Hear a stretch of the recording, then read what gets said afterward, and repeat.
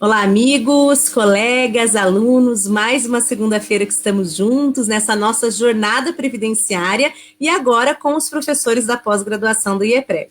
Eu vou começar pedindo desculpa pelo atraso, eu tive um probleminha pessoal. Hoje, quem atrasou a live não foram os professores, fui eu. Na maioria das vezes eu venho aqui, o professor tal, aconteceu tal coisa, professor tal, não. Hoje, gente, fui eu mesmo, eu que atrasei a nossa live, tentei colocar os recadinhos, eu vi que o pessoal começou a me escrever, mas estamos juntos. Quem não conseguia, em razão da adiantada hora, assistir hoje, não tem problema. Acompanhe amanhã, já aqui no Facebook fica disponível por um longo tempo, basta baixar a barra de rolagem e encontrar a postagem. Pessoal, essa noite nós vamos conversar com duas personalidades do direito previdenciário, duas pessoas que eu particularmente tenho muito carinho, eu chamo de família Optis, eu já errei tanto esse nome que eu não vou perguntar se eu acertei, não farei isso hoje, mas hoje a gente vai conversar com duas pessoas que, além de médicos, são também advogados. Então, nós temos aqui duas pessoas que estão numa figura em que entendem tanto da área da saúde como também da área jurídica, além de outras especializações, mestrado, pai-mestrado, doutorado. Então, aqui todo um direcionamento para falar de saúde aliada ao direito previdenciário. Vou colocar eles na tela aqui também agora, para dizer uma boa noite para vocês. Boa noite, pessoal. Tudo bem? Boa noite, pessoal. Bem, então eu já pedi desculpas aqui, já vou mandar abraço para o pessoal que está nos escrevendo, a Késia, a Isabel, a Kênia Araújo, minha amiga também. Fico muito feliz que vocês já estão conosco. E nós vamos falar de vários temas, logicamente, um dos principais é falar do que tem acontecido atualmente. Até antes da gente iniciar a live, o João, eu vou só dividir aqui para quem não conhece, vou chamar de João, o pai, e vou chamar o filho de neto. Assim não tem equívoco, né? Mais fácil. A gente economiza nas palavras. Sim. Então, pessoal, antes de começar a live, o João comentou comigo o seguinte, Ana, a gente está aqui com uma novidade quentíssima. Acabou de se falar que os benefícios acidentários, os benefícios por incapacidade, podem vir a ser terceirizados. E ele falou, vamos falar sobre isso, então eu vou iniciar passando a palavra para ele dar um olá para vocês e falar um pouquinho sobre isso. João, a palavra está contigo. Boa noite, pessoal, mais uma vez. Agradecer primeiro a Ana a oportunidade da gente estar aqui discutindo e aprendendo, sobretudo, com ela. E o que eu havia comentado com a Ana, que eu acho que é de suma importância, é que hoje de manhã, foi matéria, inclusive, do jornal O Globo, a possibilidade de que se está elaborando um projeto, que vai, obviamente, ter que ser, que é uma alteração, inclusive, que vai ter que ser via PEC, mas que pode vir nessa nova emenda que eles estão querendo fazer, a famosa reforma, onde se está buscando a terceirização dos benefícios. Eu não estou falando terceirização por meio de condições sobre as quais, é o que tudo indica pela matéria, que são feitos por meio de condições que seriam, de alguma forma, tuteladas pelo Estado, o que até aqui nós estamos dentro de um regime contributivo, retributivo.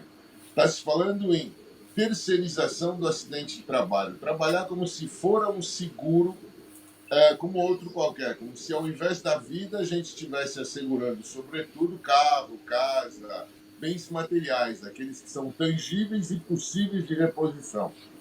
O que a gente está percebendo, e é o que, lógico que isso é um nascedouro, isso está dentro de uma reportagem de O Globo, eu quero ressalvar, mas a gente aprendeu nesses anos todos, principalmente agora, ultimamente, que aonde sai alguma notícia, alguma coisa vem e vem se estruturando. Então, acho que uma das coisas importantes que a gente queria salientar, e que eu acho que é motivo principalmente de reflexão. Nós estamos aqui para criticar modelos ideológicos, o que quer que seja, mas de reflexão. Como é que isso vai ser abordado? Qual será a condição técnica que isso poderá ser considerado como sinistro? Hoje a gente tem uma condição prévia, uma condição pré-estabelecida que talvez venha pelas seguradoras num outro molde. Mas a grande pergunta é assim, tá? E o acidente de trabalho que possa ocorrer, esse indivíduo voltar ao mercado de trabalho, que a gente sabe que muitas vezes, ou em algumas vezes, a sequela vai aparecer depois de alguns anos. E se esse indivíduo sai e para de contribuir para o seguro? Quem será o seguro? Esses seguros serão parte custeados pela empresa, parte pelo empregado? Qual o limite de seguro? Quais os tetos? Enfim, tudo aquilo que hoje nós temos, se não bom, mas que nós temos parâmetros, está sendo discutido e nós, honestamente, ao que eu sei, embora seja notícia, volto a repetir, de jornal, de imprensa, a sociedade civil, principalmente, nós não estamos participando ou sendo partícipes da discussão, da reflexão. Se vai ser melhor, se vai ser pior, eu acho que isso tudo há que ser discutido. Mas, principalmente, a pergunta aqui, que não quer calar: a quem interessa tudo isso? Com quem nós estamos, a quem nós estamos vendo? Quando se fala em tudo isso que se está fazendo, da mudança de modelo de benefício contributivo para poupança, enfim, para todas as modalidades que se está discutindo, a pergunta que não quer cair: e o acidente? Nós não estamos falando de um indivíduo que quer se aposentar. Ao pé da letra, nós não estamos falando de um indivíduo que tem tempo de serviço. Nós estamos discutindo um indivíduo que, de alguma forma, possa ou não ter um interesse na aposentadoria e decidir por essa aposentadoria. Nós estamos falando de condições infortunísticas.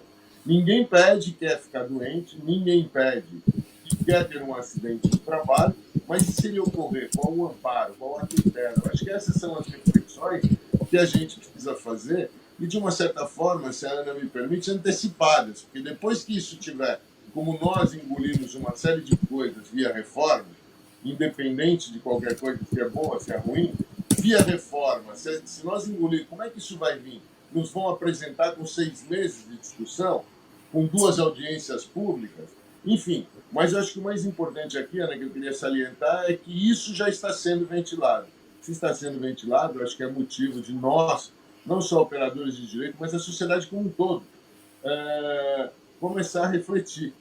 Essa grande dificuldade que eu vejo em se ver a população mobilizar-se, não é mobilizar-se em prol ou contra, mobilizar-se em entendimento, porque nós somos os que vamos decidir, aspas, teoricamente, via nossos representantes, aqueles que nós votamos e pusemos no Congresso. Com certeza. Esse tema é um tema que dá para dizer que é bem polêmico, né?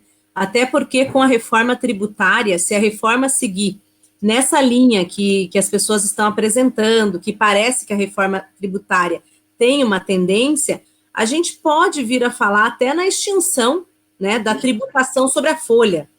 Isso tudo é uma incógnita.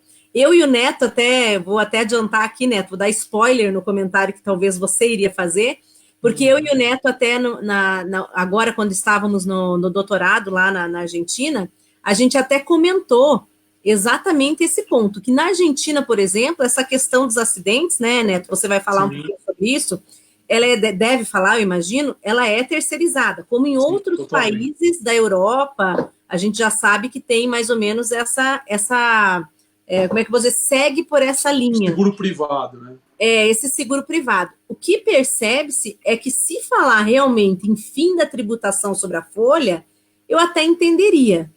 O problema é que a gente está tratando, já estão adiantando, como o João falou, né? Aqui totalmente informal, não estou chamando de doutor nem de professor, mas já estão adotando essa ideia que a gente não sabe como vai ficar, porque a tributação continua, né? Sim. E além da tributação sobre a folha habitual, que é a cota patronal, a gente tem o SAT, o FAP, então a gente tem ainda os adicionais, tem terceiros, então tem toda essa questão para se tratar. Aí eu vou passar a palavra para o Neto dar o boa noite dele e falar com o pessoal. Boa noite a todos. Mais uma vez aqui com a Ana na live, né? No bate-papo previdenciário. Acho que já deve ser a 4ª vez, né, Ana? Eu acho que é a 5ª. 5ª? Então já até perdi as contas. Então. O único estreante aqui sou eu. Mas a gente tem a participação especial do João hoje. Então, essa questão é muito importante, porque eu acho que até um equívoco que muita gente tem, que a gente precisa destacar, sobre essa questão da contribuição patronal.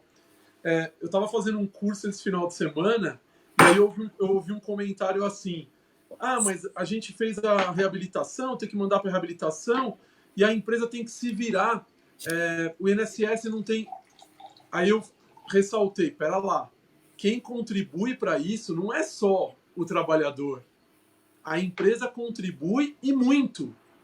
Então, a tributação da parte previdenciária, né, do seguro social, ele é muito grande.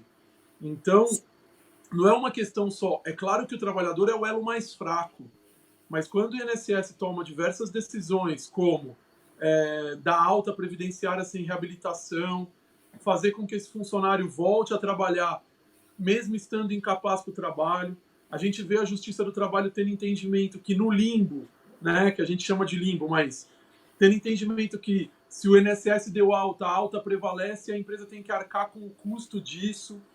Então, assim, a gente não pode esquecer que também a empresa tem a sua contribuição. E uma coisa muito importante que a gente não está vendo muita discussão em relação à reforma, eu sempre gosto de frisar isso, que eu não, assim, o empresariado ele apoia muito a reforma da Previdência, mas a gente não sabe as consequências a longo prazo disso tudo, principalmente em relação às aposentadorias especiais, que ela praticamente deixa de existir, né? Porque se você tem idade mínima, não é bem uma aposentadoria especial. E Sim. O fim da aposentadoria por tempo de contribuição, passando tudo para a aposentadoria por idade.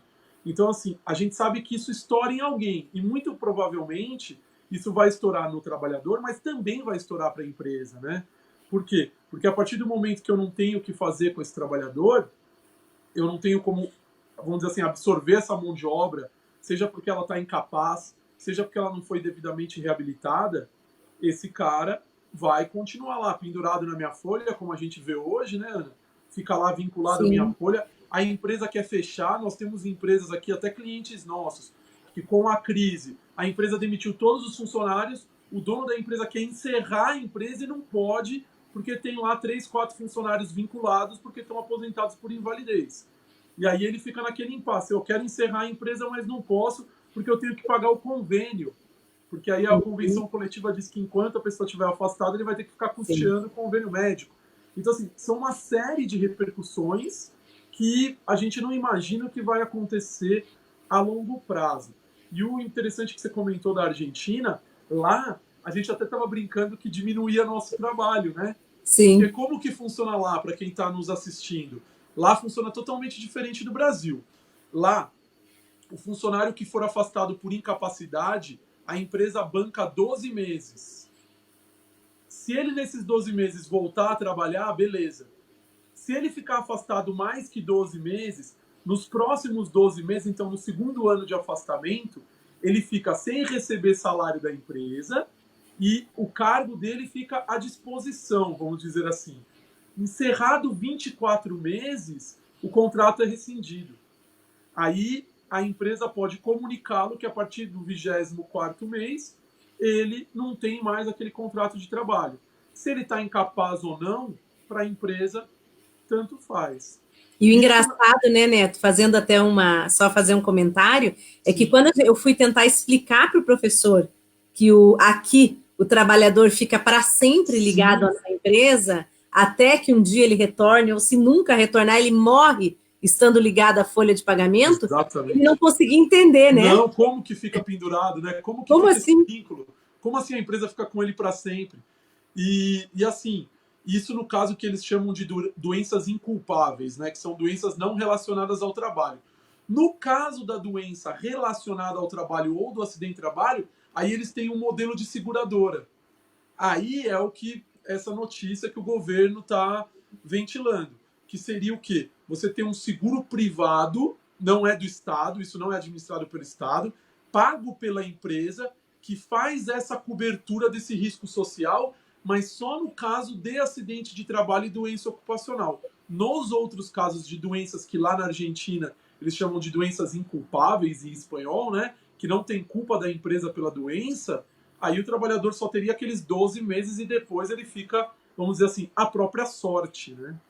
Se você me permite, Ana, o que eu queria também colocar é que a minha maior preocupação, que é aquilo que eu ventilei, é que nós estejamos diante de uma situação arrecadatória, ou seja, que nós vamos criar um segundo custo para as empresas e que esse segundo custo para a empresa não venha, de uma certa forma, desonerar daqueles custos compulsórios que a empresa tem hoje.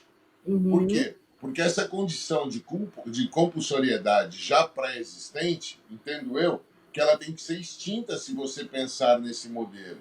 Agora, existe uma série de outras coisas que, se os dois me permitem, na Argentina também, em termos de direito do trabalho, são contempladas e que aqui não por exemplo, todo e qualquer investimento que for feito em segurança do trabalho pela empresa é dedução automática tributária. Eu não entro em alíquota de cálculo do governo como se faz aqui na busca do que a gente briga tentando diminuir FAP. Não, são Sim. condições que, provado o investimento, elas são diretamente abatidas como despesa da empresa. Porque, na verdade, o é. E com Na isso verdade, isso faz até parte. Deixa eu só concluir a pergunta, porque você já está respondendo. Eu quero até aumentar a pergunta, e daí você já vai responder junto. Na verdade, isso vem a um ponto que eu ia te perguntar o seguinte: muito se fala assim, muito se culpa a empresa no Brasil, né? Essa é uma análise aqui, eu faço de uma forma muito isenta, porque eu sempre comento com o pessoal que me assiste que eu gosto de falar os dois lados da situação. Sim. Muito se fala mal da empresa no Brasil, a gente sabe que tem muito empresário que não cumpre regra, a gente está cansado de saber disso também. Mas, João, pelo teu conhecimento e até um pouco do que você já ia falar aí, o que a gente percebe é que há uma tributação bem pesada para as empresas no Brasil e que também se cobra delas uma responsabilidade social que é muito diferente nos outros países. E aí, junto com essa resposta que você ia dar, eu já queria que você falasse um pouquinho sobre isso. Porque vocês que têm um conhecimento, vocês fazem muito congresso fora do Brasil e vocês, né, têm essa vivência. Eu queria que você contasse um pouquinho para o pessoal que está nos assistindo o quanto essa visão é diferenciada fora.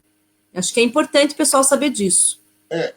A visão de diferenciação fora que eu sinto mais é assim, é que existe em todos os países, até pela condição hoje existente de economia, de globalização, diminuição de custo, existe sempre, por parte do interesse privado, a condição de tentar redução de custos. O que me preocupa aqui é que nós, com certeza, nesses moldes que até aqui se mostram, nós vamos ter um padrão misto, aonde eu não reduzo o custo e aumento o custo sem a tutela necessária por parte do trabalhador, com total imparcialidade, que é o que a gente busca sempre em qualquer tipo de comentário, pensando em academicismo, exclusivamente, sem ideologia alguma, não é benefício do trabalhador e nem da empresa. Na verdade, o que hoje, inclusive, eu colocava, o maior beneficiado, na verdade, são políticas de governo e o Estado. Por quê? Sim. Porque você não está melhorando a condição do trabalhador, e eu entendo que infortunismo previsível ele é falta de investimento. Ou seja, se você estimula, se você faz de alguma forma com que o empresário tenha como investir em segurança, investir em melhoria de ambiente de trabalho, com absoluta certeza, o beneficiado também em linha final, o próprio trabalhador e, consequentemente, a sociedade. Porque ninguém contrata ninguém para se acidentar. Agora, se a condição desse fato gerou por condições infortunísticas, por falha de segurança, por falta de investimento, seja por que for, é isso que eu acho que é o âmago, o cerne do que tem que ser discutido. O que eu melhoro a condição do trabalhador e do empresário, trazendo uma opção de terceira figura, que seria a privatização. Privatizar por privatizar não vai levar a nada. Eu tenho que ter políticas que possibilitem a privatização, mas que facilitem ao empregador e ao empregado a melhoria do ambiente de trabalho e, consequentemente, diminuindo os índices de acidentes, os índices de doença profissional, porque, em sã consciência, o empresário jamais faz propositadamente. Ele faz por N motivos e por N vieses. Agora, esses vieses acontecem com a anuência do Estado ou com a desfacilitação do Estado. Isso que eu acho que é importante, que a gente não tem que refletir para não deixar que as coisas novamente onerem ambas as partes, diminua-se a condição e se me permite mais um minuto, O que eu vejo muito parecido com isso, e a gente vivenciou isso, o Neto nem tanto, porque ele ainda era jovem, mas que eu vivenciei é a entrada dos convênios, a entrada da medicina assistencial privada no âmbito da medicina pública.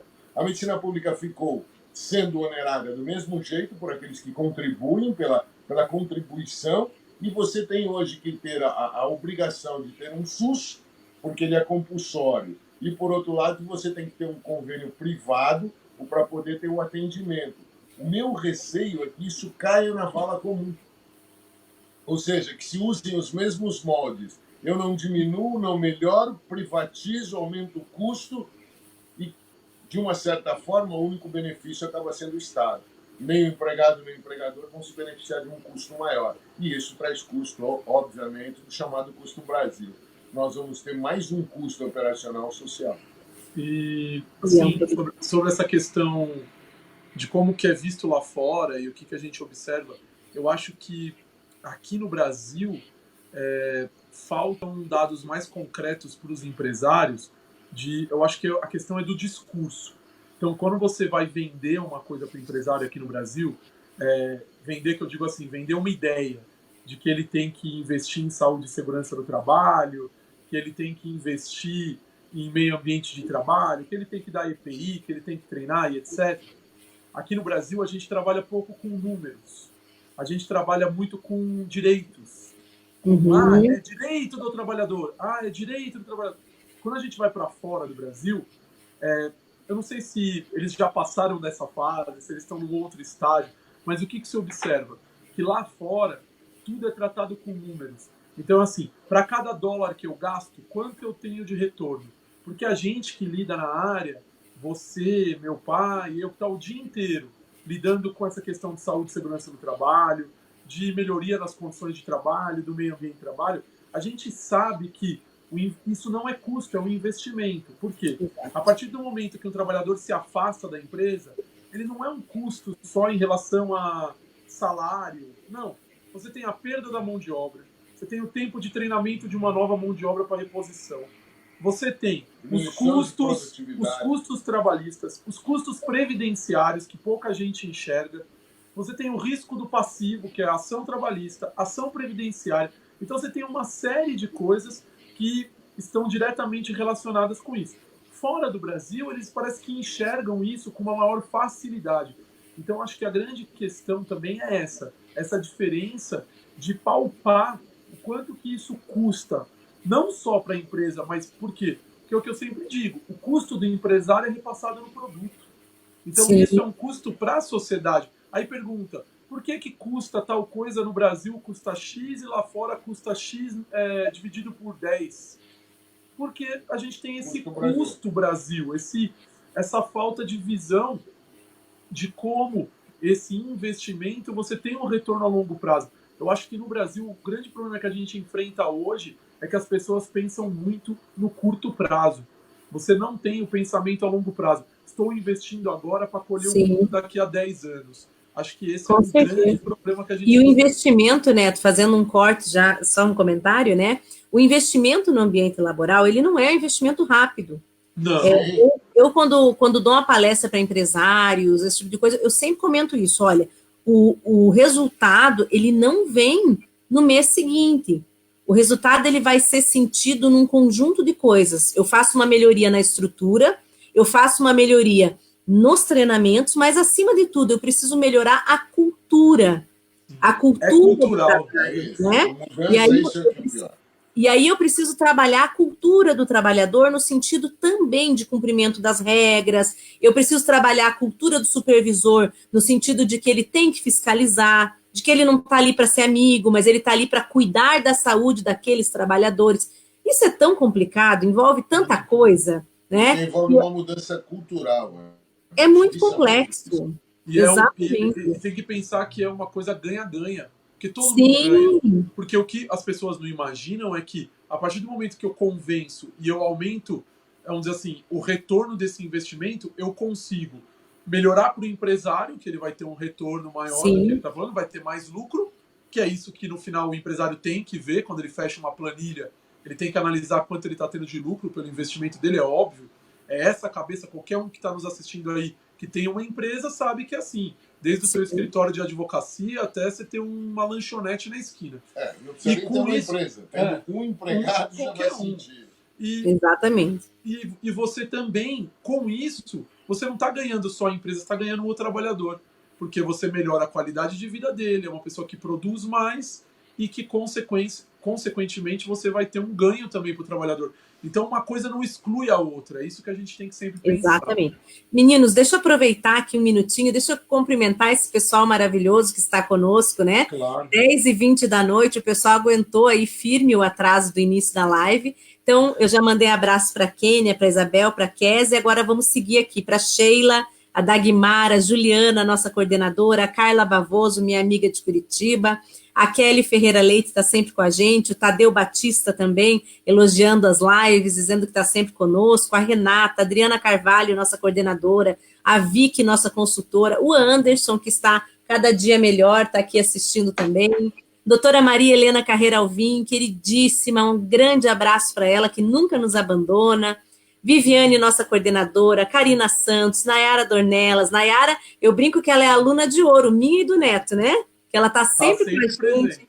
Ela posta, ela acompanha, ela vai nos lugares, a Nayara é sempre super querida. Brunella Pietro, a Helena, nossa coordenadora também, o André Ricardo Siqueira, coordenador, o Wendel, a Silvânia Regina também, super querida, Silvânia, amigona nossa lá no IEPREV, mineira também, a Cleusa, a Lúcia Catarina, amiga de Curitiba, a Regina Prado, minha amiga também, ela e a irmã, a Amanda, a Adriele, coordenadora, a Amanda Marcela Lopes, deixa eu falar todo o nome, a Viviane Garamano, boa noite, professoras, tema excelente e muito polêmico, sem dúvida, Viviane, esse é um tema que dá pano para manga, né? A Carla Bavoso, dizendo que há muito tempo essa situação de trabalhadores afastados por acidente de trabalho e doença profissional precisa ser alterada. Linhas gerais, não é viável que uma empresa fique a eterno com um funcionário, com o perdão da palavra, fala encostado, né? Essa é uma questão que a gente discute há muito tempo, realmente. O Antônio Melo, doutor João, dá uma pincelada em como orientar o cliente na perícia, fui seu aluno e isso mudou minha vida. Carla Bavoso, excelente previsão do professor na comparação com o SUS. Espero que não se concretize. E aqui a Maria Aparecida Naime, Emanuel, Alessandro, o Carlos Santos mandando boa noite. Aqui, esse já é aluno do Neto e disse que você arrasou no curso de perícias em Teresina. Viu? Vocês estão muito bem, os dois. Alunos para todos os lados aqui. Pessoal, quem está gostando, quem está em casa, está curtindo a nossa live, está aproveitando, compartilha. Compartilha na sua timeline, compartilha na timeline de um colega ou até mesmo num grupo. Tragam mais pessoas para participar conosco, porque esse conhecimento, ele não tem custo e é um momento em que a gente realmente divide aqui informações de escritório, né? Sim. Informações que a gente tem no dia a dia do trabalho práticas, e que são muito práticas e que vão auxiliar o pessoal que está iniciando. Bem, vamos falar um pouquinho agora de pente fino? A gente já deu uma pincelada falando de empresarial, que nós três aqui temos um amor especial, né? Pelo trabalho previdenciário empresarial. Mas vamos falar um pouquinho de pente fino também. Afinal, hoje nós estamos aqui numa jornada previdenciária que a gente iniciou na semana passada com os professores que são nossos do IEPREV, professores que dão aula na pós-graduação.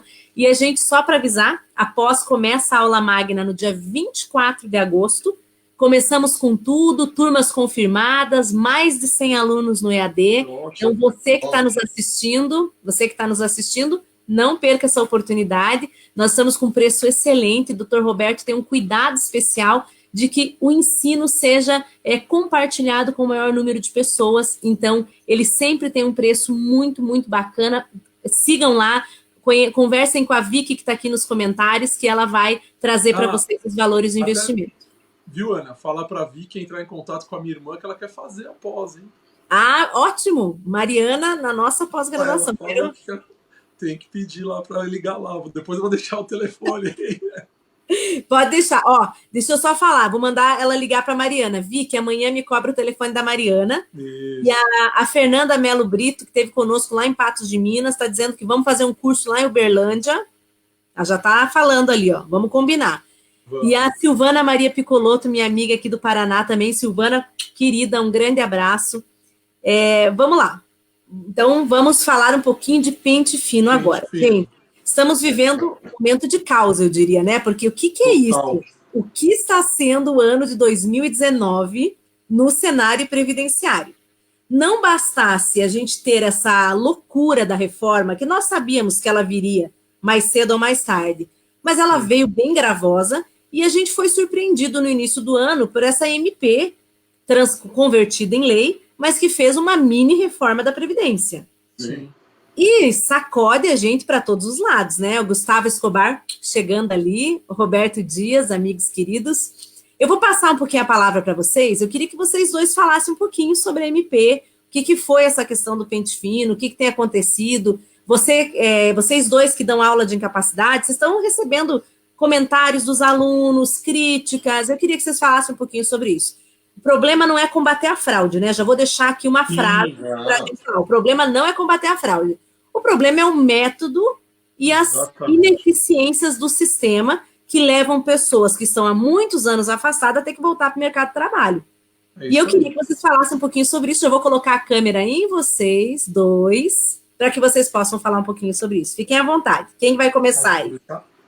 Eu vou começar dizendo o seguinte, para que a gente possa imaginar e possa ter como aquilo que se vendeu como bandeira de fundo, combater fraude, a gente tem que admitir que houve fraude. Agora, que tipo de fraude? Como é que se evoluiu? O que se tem de acompanhamento? Você tem indivíduos que não foram acompanhados em nenhum momento, que ficaram em benefício, que hoje estão de alta. A gente tem pegado nas empresas, aquelas que nos procuram, algumas coisas que são bastante até aberrantes, onde a Previdência não usou durante muito tempo da sua prerrogativa de reavaliação desses indivíduos, deixou esses indivíduos ao bel prazer da condição que eles tinham de benefício e agora chamam para um pente fino e dão alta. Eu entendo que, até sob o ponto de vista médico, tá? Não estou nem pelo ponto de vista jurídico, sob o ponto de vista médico, para eu dizer que alguém, de alguma forma, está apto a retornar, eu tenho que, no mínimo, ter uma avaliação minuciosa daquela condição que o afastou. Senão, eu estou dando atestado da minha própria incompetência em ter dado o benefício. Então, eu penso da seguinte forma, eu acho que essa condição que se gerou e que se chamou de pente fino, que se usou como bandeira a possibilidade de fraude, na verdade é uma tentativa de redução de custos na Previdência Social. Isso está gerando uma instabilidade muito grande. De que forma? Uma instabilidade do benefício, uma instabilidade das empresas, porque esse indivíduo volta depois de 10 anos, nós pegamos, o indivíduo tinha uma profissão, querendo ou não administrativa, e voltou readaptado como costureiro. Eu tenho isso materializado. Por quê? Porque deram os cursos que são... Isso é reabilitação? Reabilitar é aquilo que a gente viu em outros países, já que a Ana abriu o gancho, que eu vi, por exemplo, feito por um instituto lá na Espanha, onde o indivíduo sem mão volta com uma mão mecânica, tendo uma profissão e uma utilidade social, tendo um meio de sobrevivência, não às custas da empresa e nem às custas da Previdência, mas sim às custas do seu próprio trabalho. Isso chama-se readaptação, readaptação funcional. Primeiro que a Previdência... Excelente exemplo, viu?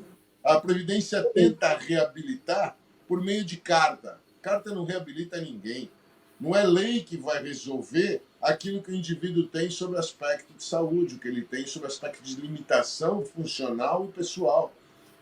Aí ela manda uma cartinha dando uma reabilitação e delegando aquilo que é sua função legal, estabelecido na lei de custeio e benefício, de readaptação, ela terceiriza para a empresa. Ora, o empresário está focado, e tem que estar focado no seu produto.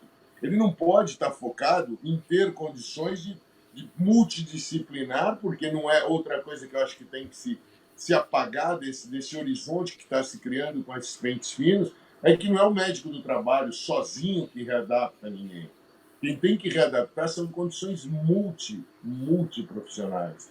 tem que ter a condição de assistência social daquele indivíduo para que possa ser readaptado, tem que ter a participação do médico do trabalho, obviamente, tem que ter a participação da segurança do trabalho, por meio do engenheiro e dos técnicos de segurança do trabalho. Por quê? Porque há que se avaliar até o agravamento que aquela reabilitação mal feita possa trazer para aquele indivíduo que, de repente, está sendo readaptado, rebaixado. Nós não estamos falando só em provento. Eu tenho uma filosofia que dinheiro é consequência. Eu penso que não é garantindo salário de volta porque um contrato de trabalho baixou que eu dei a dignidade àquele indivíduo, primeiro. Segundo, a empresa não pode ter um custo a mais de ter aquele indivíduo numa condição readaptada que ele não vai ter produtividade, que ele não vai ter função de trabalhador, que ele não vai ter participação na condição da empresa. Senão eu estou empurrando para a empresa um custo que ela já teve, ela está pagando 2 vezes. E aí entra o pior disso que a gente começou a observar, inclusive a gente fez alguns trabalhos. Esses trabalhadores que estão vindo do pente fino, esses trabalhadores, eles têm uma condição em que a empresa, a meu ver, ela paga por duas vezes. Ela paga, primeiro, na condição dele estar pendurado quando é acidente de trabalho, ou mesmo quando for doença profissional, que ele ficou, aspas, pendurado numa folha, recebendo fundo de garantia e tudo mais, direito trabalhista. Agora, a empresa está tendo uma sinistralidade disso dentro dos convênios de assistencial. Sim. Esse indivíduo é um indivíduo que volta readaptado e que, obviamente, ele vai procurar mais assistência médica. Por quê? Porque ele não tem a condição de reestruturar a sua dignidade pessoal, física e moral dentro da atividade que ele foi reabilitado. Aquela história de pega o indivíduo e põe de porteiro, como muito tempo a gente ouviu, pega o indivíduo e readapta no que for. O estudo tem que ser feito pela própria Previdência Social. Ela tem que dizer, porque ela tem que ter curso para devolver esse indivíduo. Ela tem que, de uma certa forma, ver as condições sobre as quais a empresa tem para recepcioná-lo, sob o aspecto dessa readaptação. Um outro exemplo muito gritante que a gente teve aqui é uma empresa de segurança que o indivíduo foi readaptado como chaveiro. Por quê? Porque o convênio daquela agência, daquela condição da Previdência, ele voltou como chaveiro. Ele era vigilante armado antes de ficar 5 anos afastado. Imagina. Quer dizer, isso é reabilitar? Não. Reabilitar é ter um centro de reabilitação aonde você vai analisar o contexto prático do aplicativo de trabalho, da função, de tudo aquilo que aquele indivíduo pode ter com base na sua intelectualidade, na sua capacidade física, na idade que ele possui. Enfim, todo o contexto que é feito por condição multidisciplinar. Ela não é feita por um médico do trabalho e muito menos por uma cartinha ameaçadora que venha da Previdência Social. Com certeza. Isso eu acho que é muito importante se discutir. E pensar-se sempre assim, a reabilitação, ela não existe se não houver a concordância, a possibilidade do empregado e do empregador ter, de um lado, a retribuição salarial e, de outro, a produção que é inerente à condição de trabalho. Não, com certeza. Eu vou passar a palavra para o Neto, mas, Neto, já vou aproveitar, né? Eu gosto de aproveitar o que um fala, daí já vou criando aqui um direcionamento para você também. Com base nisso tudo que teu pai falou, o problema é que no Brasil a gente já sabe que isso não acontece, né? Sim. A gente tem um problema seríssimo de reabilitação, embora, claro, ao longo dos anos isso melhorou muito. Quando eu comecei a trabalhar com Previdência 15 anos atrás, eles nem tentavam reabilitar. Depois começaram a fazer, com o perdão da palavra, mal e porcamente, né? Que era uma vergonha. E a gente ficava com algumas pessoas que eles diziam que estava reabilitado para nada, dentre outros casos como esse que o João citou. Mas a gente tem diversas situações de pessoas que não são elegíveis à reabilitação. Sim. Ou a gente tem um outro problema, quando a empresa não tem um cargo, uma função para essa pessoa. Compatível.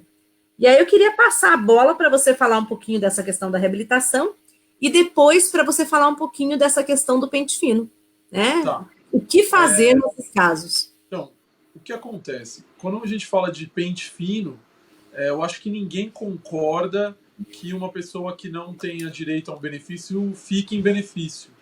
É bom Sim. que a gente deixe isso claro.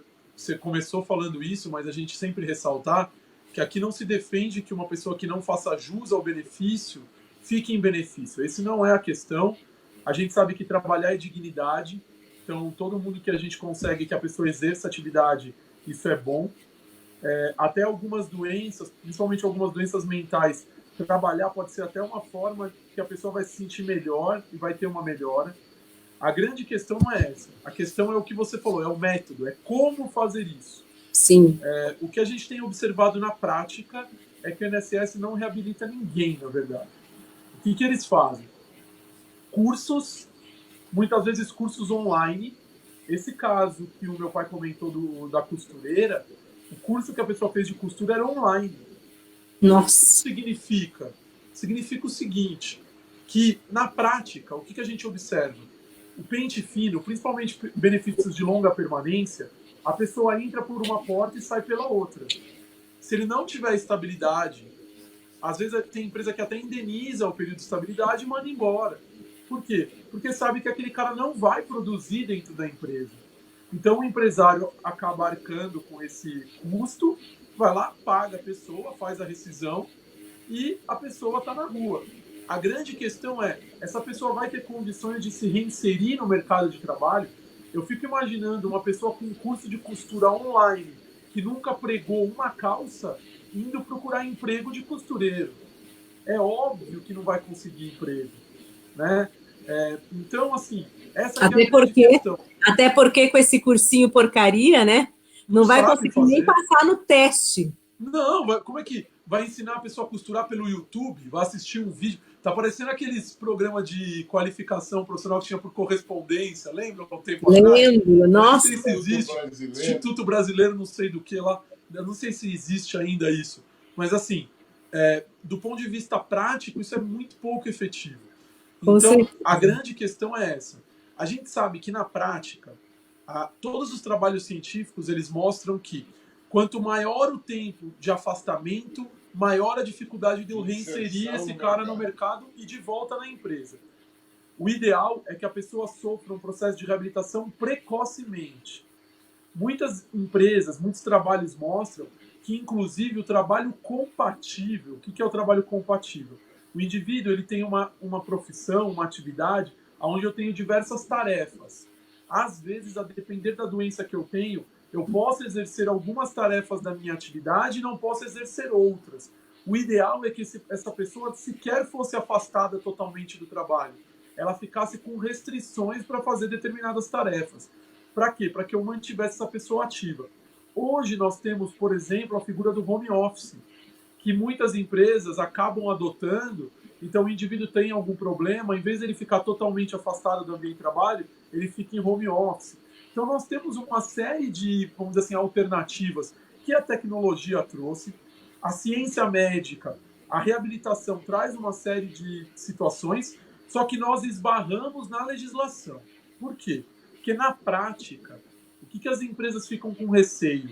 De tomar essas medidas e lá na frente a Justiça do Trabalho entender que isso foi uma forma de coação do trabalhador para continuar trabalhando. Sim. Então tem muita empresa que prefere que ele vá totalmente para o INSS, mesmo ele podendo fazer algumas coisas da atividade dele, do que ela ficar no risco de daqui a 2 anos sofrer uma ação trabalhista e essa pessoa de repente alegar ou ser comprovado que a empresa acabou forçando o trabalhador a ficar naquela situação. Então, essa é uma questão que esbarra. A outra questão é a reabilitação em si. O que nós temos observado? Nós temos hoje 2 formas de reabilitação do INSS que a gente vê na prática. Muitas vezes eles mandam uma carta para o RH da empresa. Nessa carta consta uma restrição. Então, fala assim, o trabalhador não pode trabalhar exercendo atividades repetitivas. E a empresa tem que indicar uma função compatível. O que acontece? Muitas empresas não têm profissionais qualificados para dizer qual é a atividade compatível com aquela restrição. O que deveria ser uma função do INSS. Então, a Previdência Social, isso eu não estou falando de perito, não estou falando de servidor, estou falando de um sistema. O sistema deveria permitir que houvessem equipes da Previdência Social que visitassem as empresas e pudessem conjuntamente avaliar se aquela atividade é compatível com o que está sendo colocado de restrição. O que eu tenho observado muito hoje nas altas previdenciárias com reabilitação é que, na verdade, não são reabilitações, são restrições. Então, emite aquele certificado de reabilitação, às vezes até na mesma função que a pessoa faz. Então, por exemplo, ele foi afastado como auxiliar de produção, emite o certificado constando lá que ele é auxiliar de profissão, só que não pode carregar peso. Então, isso não é readaptar. Isso é meramente fazer uma restrição para o trabalho. Readaptar é eu ver o que restou de capacidade laborativa desse indivíduo, com o seu grau de instrução, sua qualificação profissional e etc, etc, e conseguir reinserir essa pessoa no mercado de trabalho. Então, o que a gente tem observado é isso. E no pente fino, isso tem sido muito delegado para as empresas e para os trabalhadores. Então, ele passa lá na operação. A gente tem casos de indivíduos que estavam há mais de 20 anos afastados, parece brincadeira ou não, não é.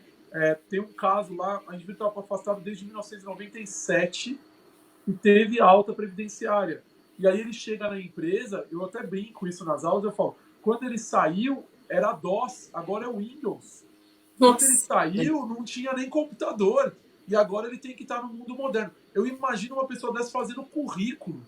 Né? Então, assim... Empresas, inclusive, que mudaram complicado de endereço. Nós temos trabalhadores que estão voltando, empresas que não é o ambiente onde ele trabalhava, que mudou. E nem a condição que o Neto está falando, da condição de evolução, vamos dizer assim, produtiva ou tecnológica. Nós estamos falando de mudança física. A empresa era num lugar, ela está em outro, com outra direção, tendo sido vendida, e etc, etc, etc. E esse trabalhador vai lá, readaptado, aspas, numa condição da qual nem se o meio de produção existe. Então, isso é muito complexo, né? Para mim, hoje, Ana, eu sempre comento isso, o pior serviço, né, porque a reabilitação profissional é um serviço prestado pela Previdência Social, Sim. É o pior serviço. A gente reclama de tudo, mas para mim a reabilitação profissional é o pior serviço. Na prática, a gente vê pouca reabilitação efetiva. Eu estava até para aquela curso que teve lá em seminário que teve em Campos do Jordão, eu levantei o anuário estatístico do INSS de 2017, a taxa de, vamos dizer assim, de sucesso de reabilitação. Então você pega lá quem foi elegível para a reabilitação profissional pelo INSS, quantos tiveram efetivamente a reabilitação concretizada. Ela é da faixa de 54%. Então, assim, é um índice muito baixo.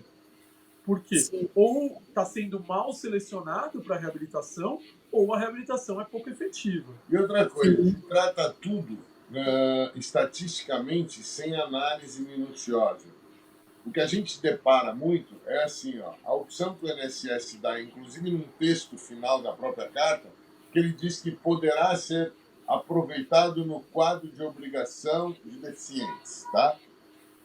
Agora, e as empresas que não têm 100 funcionários? As que não estão obrigadas a ter esse quadro? São a maioria dos empregadores. Que são a maioria dos empregadores. O que se faz com isso? Quer dizer, eu não tenho por que ter esta condição. Aí se tenta buscar um pool de empresas que você consiga de um readaptar no outro. Agora, tudo isso depende do quê? De uma função primária, que é se conseguir trazer aquele indivíduo realmente para a inserção do mercado de trabalho numa profissão que ele consiga estar readaptado. E a gente ainda está falando...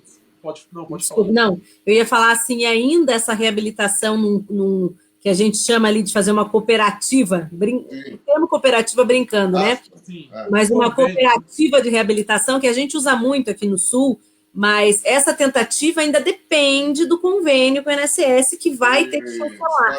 Ou não é tão simples. Às vezes você encontra uma empresa parceira que vai reabilitar aquele cidadão, e isso é muito comum aqui, só para quem está assistindo, que porventura não está entendendo, é assim. Às vezes eu tenho uma empresa que eu tenho um trabalho eminentemente numa atividade especial, por exemplo, né?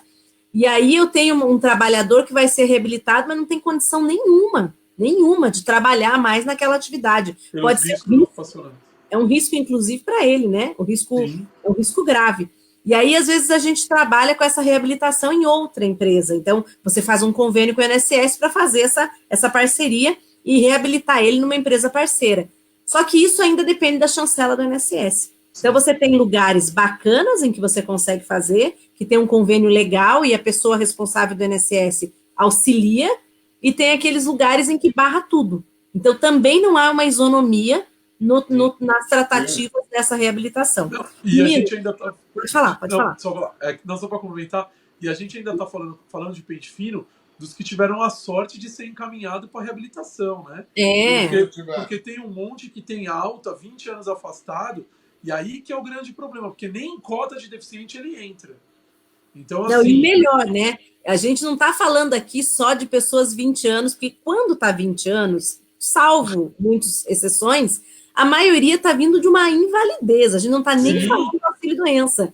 E aí você cessa uma invalidez, tudo bem, né? Eu vou falar aqui bem certinho, porque tem pessoas que vão dizer, mas é um benefício precário. Óbvio, nós sabemos disso. Mesmo a aposentadoria por invalidez, ela não é definitiva. Mas você tira a pessoa de uma condição em que ela acreditava estar assegurada, em que naquele momento tudo parecia ser, há uma desídia do INSS que não fez as revisões a cada 2 anos, e aí, de repente, o INSS acorda e fala, nossa, eu vou aplicar a legislação para essas pessoas. Então, a gente tem que falar o seguinte, mesmo que legalmente não seja equivocado, moralmente, o INSS tem uma dívida com essas pessoas, o Estado, a administração pública tem uma dívida com essas pessoas, porque simplesmente acorda um dia e fala, eu vou cumprir o meu dever de revisar essas pessoas, vou chamar... Volte se vire, volte idoso, volte sem qualificação, meu filho se vira. Faltou dinheiro aqui no Caixa da Previdência e vocês se virem. Isso aí essa não é uma conduta de governança, essa não é uma conduta de quem se preocupa com o futuro do país. Isso olhando pelo lado do segurado e olhando pelo lado, se me permite, da empresa, é pior ainda, porque essa empresa é obrigada a contemplar um indivíduo que foge até a condição daquilo que se fala de saúde, de condição de saúde, definida pela própria OMS, que é o bem-estar físico, social e mental e não ausência de doença. Então, quer dizer, o empresário tem que trazer isso para dentro da sua casa com todas as maleficências geradas pela condição previdenciária. O empresário é terrível. Eu advoguei muito tempo na empresa, então, assim, a empresa fica numa situação... Uma empresa, eu vou dar um exemplo aqui, uma empresa de fiação aqui do Sul, que eu atendia antes de começar essa questão do pente fino. E quando começou, eles me chamaram para conversar. Eu agora, no momento, não advogo, mas eles falaram, Ana, nós não sabemos o que fazer. Nós estamos aí com 30 e poucos empregados voltando, todos numa situação de aposentadoria por invalidez.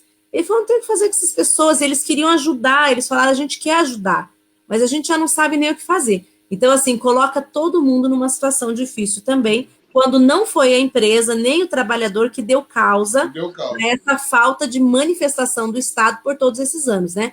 Eu sempre falo, eu não sou contra, e aí a gente vai bater novamente na tecla, não sou contra cortar benefício de quem não precisa.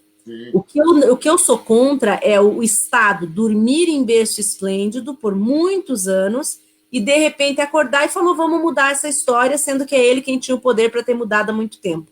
E outra coisa, Ana, se você me permite, só um gancho. Claro. Assim, há que se considerar também que esses indivíduos que hoje possuem algumas condições restritivas não foram, muitas vezes, tratados e curados e melhoraram o seu estado por inadimplemento também de SUS, por inadimplemento de serviço público de saúde, porque eles poderiam estar muito melhores para que se pudesse readaptá-los em condições melhores, se eles tivessem tido não apenas, vamos dizer assim, a tutela de benefício, mas a tutela de tratamento, que faz parte do contexto que o Estado tem que dar.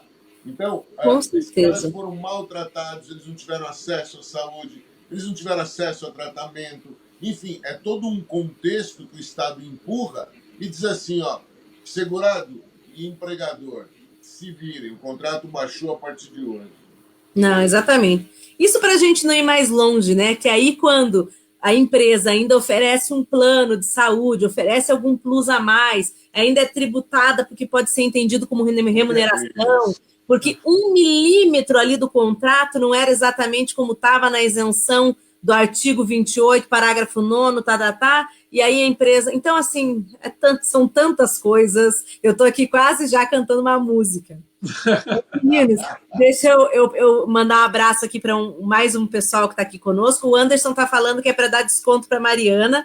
Marcou o Roberto aqui para dar desconto para Mariana. Eu não vou dar desconto, não. Eu sou ruim, não dou desconto. Bem, o pessoal aqui, a Fernanda está dizendo que tem lugar garantido já para o curso de vocês lá. A Kênia está fazendo comentário justamente com essa situação da pessoa voltar 15 anos depois, né, quando é cessado o benefício, a empresa não aceita muitas vezes de volta, manda embora, e aí ela está dizendo, haveria estabilidade ou não? Tudo vai depender se era acidentário, né?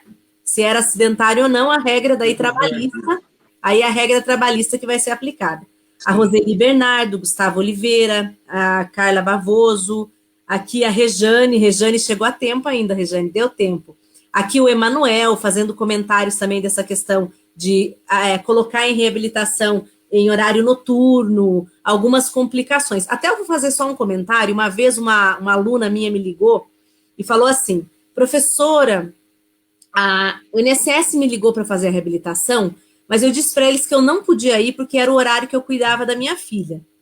E aí eu falei para ela, olha, qual que era o horário? Ela falou, não, horário comercial. Eu falei, então, não, porque quando você está afastada, seja para auxílio-doença ou para aposentadoria por invalidez, você tem que estar à disposição do INSS. Agora, se for horário noturno, você não é obrigado a trabalhar no horário noturno, desde que a função que você exerce no horário noturno não seja trabalho. Você não pode dizer, olha, eu não vou trabalhar porque eu trabalho em outra coisa à noite. Aí não tem condições, né? Aí foge bastante da regrinha, viu? Você estava derrubando aí, né, o celular. Eu esbarrei aqui, esbarrou aqui. Mas tem que acontecer um acidente. Eu, uma hora, tirei da imagem porque eu estava tendo uma cãibra aqui. Eu vou contar pro pessoal, eu tô parecendo uma lombriga aqui na tela me mexendo, porque eu tô sentada no chão hoje. Eu cheguei, não deu tempo de arrumar a mesa, tudo bonitinho para fazer a live, né? Eu sempre compartilho aqui com o pessoal a minha condição. E eu sentei no chão hoje e começou a me dar cãibra. Por isso que eu tava assim, pulando para um lado, me arrumando. Eu falei, meu Deus do céu. Então, agora que você derrubou o celular, eu não aguentei, eu tive que contar também. Pronto. Vamos lá. Pessoal, Sheila, mais aqui um abraço para Sheila, para o Silas, o Anderson aqui fazendo o comentário sobre os programas de reabilitação, né? Que há um antifluxo desses programas, ele comentou aqui, que não tem um protocolo que funcione, as normas não são adequadas, ou seja, traz mais problemas e inconformidade do que resolver a situação. Sim. E isso a gente vem vivendo aí na prática também, né? E aqui a Fernanda colocou, ó, meu cliente colocaram de porteiro e após ele foi demitido. Então, são muitos casos aqui que o pessoal vem comentando, que eu não vou ler todos, adoraria poder ler todos, mas não tem como. Mas é exatamente isso. Tem o Jorge aqui, ó, advogado de empresa. Ele está dizendo, teremos 180 empregados retornando, todos com aproximadamente mais de 15 anos. É muito complicado, né, gente? É muito, muito complicado. E a Luiz Nascimento dizendo que é tudo pelo direito previdenciário. Isso mesmo, Luiz, tudo pelo direito previdenciário sempre. Meninos, eu vou passar a palavra para vocês, a gente já está no adiantado da hora, são 10 para 11. Essas lives, elas são da jornada, elas são de 20 minutos, mas eu não ia fazer uma live de 20 minutos quando a gente tem um convidado especial, né? Porque, Neto, não que você não seja especial, você está sempre comigo. Mas hoje a gente tinha a participação especial do teu pai. Sim, então a gente tinha que elastecer o programa para poder, né? Já que é a primeira participação dele, a gente tinha que dar assim um caráter de bate-papo tradicional. Sim. Então eu vou devolver a palavra para vocês. Hã? Até para eu aprender como funciona. Não, já pegou o jeito, já pode voltar mais vezes. Eu vou passar a palavra, então, primeiro para o João, para ele fazer os apontamentos gerais dele, e depois eu passo a palavra para o Neto. A única coisa que eu queria disso tudo deixar, como eu disse no começo, eu acho que tudo isso é motivo de reflexão. Nós temos que lembrar que tudo isso acontece porque nós também permitimos. Nós, como eu digo, é sociedade de modo geral, e a voz da sociedade é o advogado. A voz, seja por empresa ou por segurado, seja pela condição que for, nós somos, os advogados são a voz da sociedade. E lembrar sempre o seguinte, que tudo isso que vem ocorrendo, tudo isso que nós estamos aqui discutindo, não tem nenhum cunho de achar culpados, não tem nenhum cunho de criticar nenhum indivíduo, não tem nada pessoal, não tem nada profissional individual. O que eu acho que tem que se fazer é que, no fundo, hoje eu dizia isso numa palestra, eu acho que, no fundo, todo mundo aponta para o mesmo lado, mas ninguém se junta para discutir aquilo que é inerente à sua condição. Eu acho que o dia que a gente começar, que isso cabe a todos nós temos que ter humildade o suficiente para aceitar o pensamento dos outros dentro da profissão dos outros. Nós estamos falando de duas ciências, e isso eu gosto muito de salientar, são duas ciências que elas, nesse caso do direito previdenciário e do direito do trabalho, aquilo que se refere à segurança, elas estão imbricadas, elas estão a serviço uma da outra, mas que, no fundo, precisa-se ter uma mudança, como você disse, de cultura. Nós temos que mudar a cultura do empregado e a visão do empregador. Nós temos que mudar a visão desse contexto do Estado, sobretudo, que é aquele que até aqui só se manifesta quando ele quer buscar algum objetivo. Redução de custo, aumento de imposto, mas que enquanto tudo tiver a ele satisfeito em números, ele não pensa na condição geradora do fato.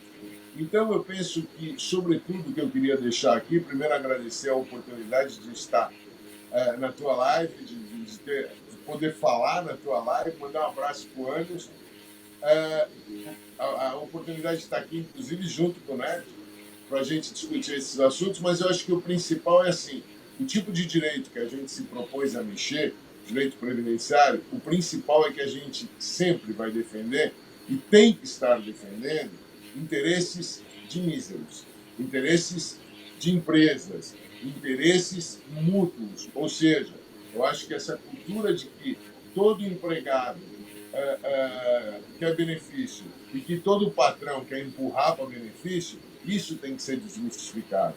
Porque mais do que provado foi nessa discussão que a gente teve, que nenhum das partes, nem o empregado, nem o empregado, nós não podemos falar dos vieses, nós não podemos falar das fraudes. Isso são vieses, são desvios de comportamento que não podem ser contemplados pela visão nem do direito nem da medicina. Sim, o que eu acho que é importante é que nós consigamos fazer reflexões e consigamos, ao invés de procurar culpados, procurar soluções. E uma das soluções que eu acho que não se discutiu, não se fez, embora uma reforma previdenciária do tamanho da que se está propondo, se certo ou errado, tempo de serviço, mas e o que vai sobrar disso? O que vai sobrar? A grande maioria do que vai sobrar é isso que nós estamos discutindo. O indivíduo vai, ao invés de se aposentar, ele só vai ter o benefício para discutir. Isso vai aumentar a condição de jurisdicionalização, vai aumentar todo esse contexto. Isso não está sendo discutido. Não estou dizendo que é o perito, que é a perícia, que é assim, é o modelo. Tudo evolui. Tudo tem que ter. Por exemplo, nós temos um Código de Processo Civil que trouxe uma série de coisas para a perícia, que vai do 464 ao 484, que na perícia administrativa não se aplica. Sim. Tá? Que é o quê? Você ter dentro desse contexto um viés menor de prejuízo do empregado e do empregador. Você tem um viés menor não vamos chamar de erro menor, um viés menor de variações possíveis dentro de todo esse contexto pericial. E isso não se usa, isso não se traz, isso não se discute. Não estou dizendo com isso que a gente tenha soluções, mas quanto mais próximo, quanto mais se discutir, quanto mais se ouvir, quanto mais humildade se tiver, isso partindo inclusive por parte do judiciário, os juízes nos ouvirem tecnicamente, deles terem aquela condição que nós precisamos de convencê-los do que consiste a perícia e que tem previsibilidade hoje no código, eu vou dizer assim, ó, o que veio de perícia no código é o sonho de qualquer perito. É aquilo que materializa a realidade, o mais próximo possível da verdade real. E isso eu acho que é importante, isso que eu queria deixar aí, depois dos agradecimentos a todos que estão nos ouvindo e a você em particular. Mais uma vez, sempre com você se aprende mais do que se fala, mas eu gostaria que essa reflexão ficasse. Será que não é um momento também de se rever o modelo? Não é se rever perito, não é se rever o modelo institucional da perícia médica. Sim. E ela é consequência do benefício. Ela é a materialidade do benefício. Será que esse não é o momento também de se pensar nisso?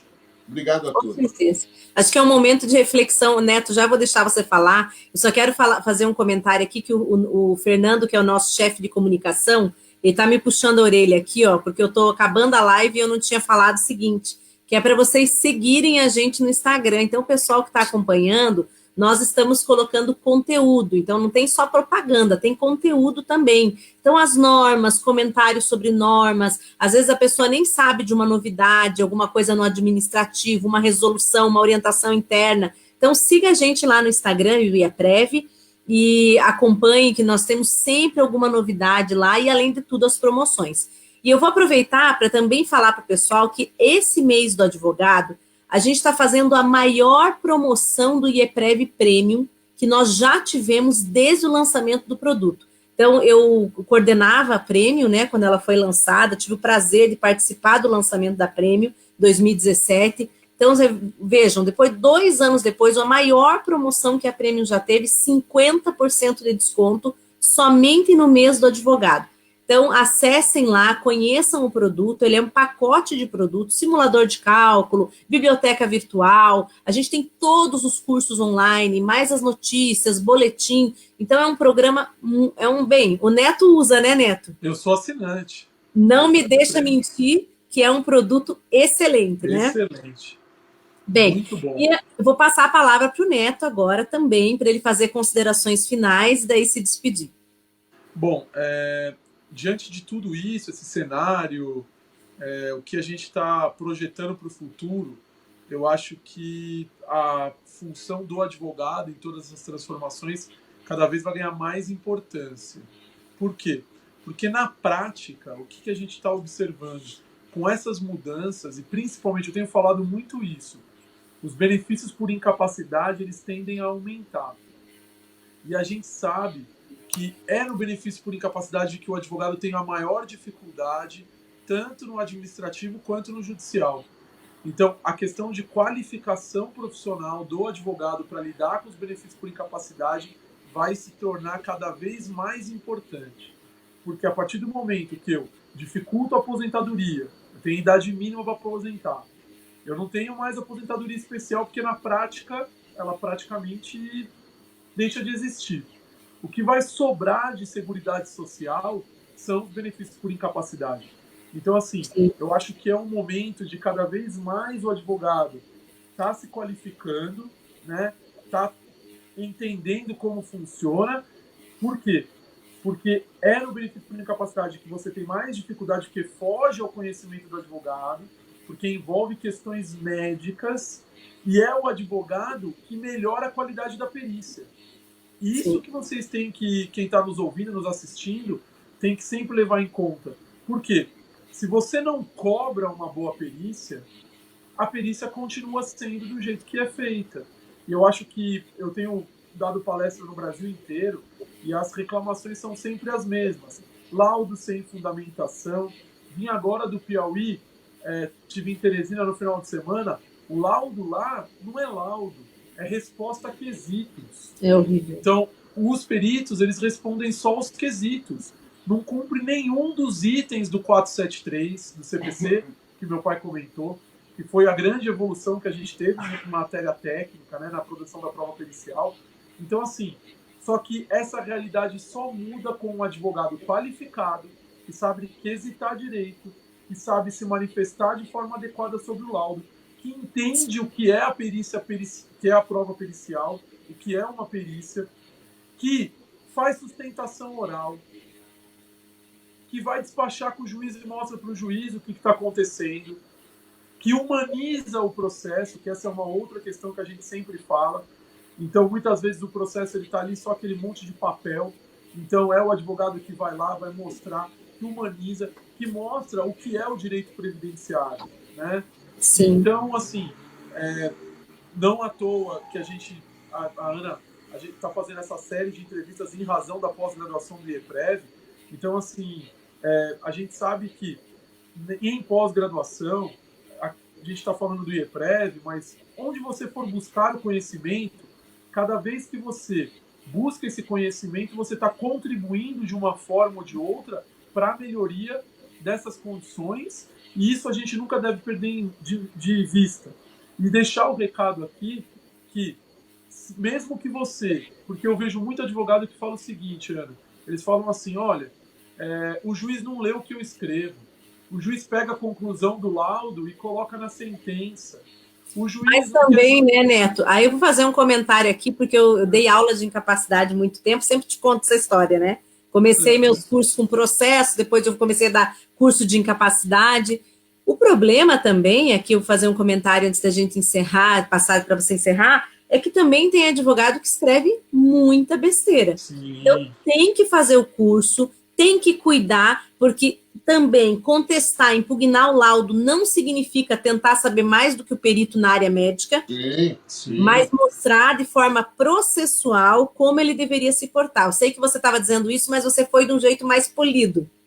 Eu já atravessei aqui o meio de campo, o negócio é o seguinte, não dá para tentar usurpar a função do médico perito, porque nesse quesito a gente vai sair perdendo sempre. Sim. Cada um no seu quadrado, numa linguagem bem popular, né? Mas não dá. E aí eu mesma confesso que muitas vezes eu acabava, quando advogava, às vezes eu via uma possibilidade, ele acabava triscando um pouco na questão, principalmente quando aquele cliente não tem dinheiro para pagar o assistente, você acaba triscando um pouquinho na parte técnica, tentando falar, olha, fecha diagnóstico aqui conforme o DSM, faz não sei o quê, você tenta. Não é o melhor, mas atacar o perito tentando desabonar a parte técnica dá muito errado. Então, o pessoal tem que aprender a quesitar com o Neto, lá no curso dele, para melhorar a qualidade dessas reclamações, porque daí você vai ter um pouco mais de credibilidade com o juiz também. E assim, a grande questão eu sempre falo isso nos cursos, e eu acho que tem que ficar de recado, que a questão não é você questionar o que o perito diz, é o porquê ele diz. Então, a grande questão não é ele falar se tem ou não incapacidade, é a justificativa que ele dá no laudo para dizer que tem ou não capacidade laborativa. Mas mesmo que, diante de todo esse cenário, dessa dificuldade do advogado e etc., a gente não pode desistir, tem que continuar. Por quê? Se de 100 casos eu mudar um, eu conseguir num comprovar o direito, já valeu a pena, porque para aquele lá é 100%. Para aquela pessoa é 100%. Então, com certeza. Isso é muito importante, essa questão da qualificação é fundamental para o cenário que a gente está vislumbrando. Não vai dar mais para fazer advocacia previdenciária de massa trocando só o nome do autor na petição. Vai ter que ser uma coisa artesanal e cada vez mais qualificada. Com certeza. Pode falar, João. Apesar de eu já ter me despedido, posso falar falar só mais uma coisa? Mas aqui você está em casa. Já que hoje eu sou o sapo de fora aqui, só queria anunciar o seguinte, que nós está saindo um livro novo nosso, que a gente pretende lançar, e queria até chamar para te dizer que nós queríamos lançar, e aí numa das lives a gente se compromete a trazê-lo aqui. Faz um sorteio. Fazer uns sorteios, doar alguns livros para serem sorteados na tua live. Agora eu senti um prestígio nisso que eu adorei. Só não sei qual é a metodologia de sorteio que a gente vai usar, mas aí é um problema teu. Não, fique tranquilo que eu tenho uma metodologia muito simples. Manda para o meu e-mail, eu conto em ordem de chegada e a gente sorteia o número. Tá bom, resolvido. É simples, mas dá certo. Já fica dito que nessa live nós vamos doar 4 livros para sorteio. Nossa! isso. Mas olha, eu quero fazer propaganda a semana inteira. Meninos, agora é minha vez. Eu quero dizer que é sempre uma honra recebê-los, né? Mesmo que seja no meu programa, que é praticamente extensão da minha casa. Olha aqui, ó. Eu estou na minha sala, aqui sentada no chão da minha sala. Mas é porque eu fico muito à vontade com vocês, vocês moram no meu coração. Eu sou muito fã, eu sempre falo, sou muito fã dos dois, né? E sem dúvida alguma, a qualidade das lives, quando eu falo com vocês, ela é altíssima. As pessoas curtem muito, gostam muito. A gente teve uma audiência excelente aqui. Agora, claro, agora está um pouquinho mais tarde, o pessoal já começa a sair. Mas sempre uma audiência excelente. Ao longo da semana, isso vai, assim, quadruplicando, né? Muito, porque justamente as pessoas se interessam muito pelo tema, se interessam muito por ouvir vocês dois. E eu agradeço. Peço desculpa pelo atraso, também pelo adiantado da hora, que já são 11h10. Mas que não tinha como eu fazer um programa com vocês dois de 20 minutinhos, isso é impossível. Nem eu ia conseguir, nem eu ia querer. Então, eu agradeço ao pessoal que ficou com a gente até esse horário e deixamos combinado. Se tudo der certo, eu não posso fazer promessa ao vivo. Mas se tudo der certo, eu já me programei para ir no lançamento, só que eu não tinha contado ainda para vocês. Mas eu já comprei até a passagem, só para contar. Ótimo. Nossa, que bom. Porque vai ser no Congresso do Mendanha, né? Isso, vai ser um dos lançamentos que a gente pretende vai fazer lá. Perfeito. Um deles é lá, né? Um deles. Os outros a gente vai anunciando. Várias vezes. Eu já vou aproveitar esse que eu vou conseguir estar lá. O que você falou? Bacelar. Ah, o Bacelar está aqui. Deixa eu mandar beijo para ele. Chegou tarde, mas chegou. Paulo Bacelar, beijo grande. O Paulo esteve comigo na semana passada, o Anderson estava no hospital ainda. A gente fez uma live toda corrida, né, Paulo? Mas eu vou te chamar para voltar. O Paulo é meu parceirão também. Ele começou comigo a primeiro bate-papo previdenciário. Um dia eu liguei para ele e falei, olha, descobri que tem uma ferramenta nova no Facebook. Vamos testar? E aí a gente testou na louca, assim, sem saber nem como funcionava e deu tudo certo. Meninos, mas é isso. Então, eu agradeço de coração, muito obrigada. Nós que agradecemos. Eu aprendo sempre muito com vocês e sempre levo para os meus votos, para as minhas aulas, para as palestras, os comentários que vocês fazem comigo. Por isso que eu tenho um prazer enorme de sempre que posso participar dos projetos de vocês também. Então, um beijo grande. Beijo. Eu agradeço por tudo. Boa noite. Um abraço para todo o pessoal que está conosco aqui. Ah, pode deixar. Ele está aqui do lado e está ouvindo. Já mandou um abração para vocês também. Um abraço, Anderson. Um abraço para todos. Obrigado, Ana. Um abração para Maria Helena Carreira Alvim, que voltou ali, ó, já escreveu aqui um excelente, parabéns. O Emanuel. O Paulo falou que vai assistir depois. Pode assistir, Paulo. Até citei você agora há pouco aqui. Então, pessoal, beijão. Muito obrigada. Abraço para todos. Nos vemos na quarta-feira. Amanhã não tem live, porque amanhã eu dou aula à noite na BD Conste. Mas na quarta-feira nós temos temos live com o professor Malcolm, que não conseguiu participar na semana passada, e na quinta-feira com a professora Gisele Canton, ambos professores da pós-graduação também. Essa é uma semana com os professores da pós-graduação, até na próxima semana em que a gente vai ter aula magna com o professor Lázaro. Meninos, boa noite. Boa noite. Um abraço para o Paulo Bacelar, que mandou aí também um abraço para ele. Ele está aqui falando. Ele mandou um abraço aqui, abraço para ele também. Exatamente, então um abração para todos. Pessoal, tchau, até quarta-feira. O Neto de vez em quando assiste, né, Neto? Até comenta as lives, participa. João, eu quero ver você no Facebook, hein? Tô de olho em você.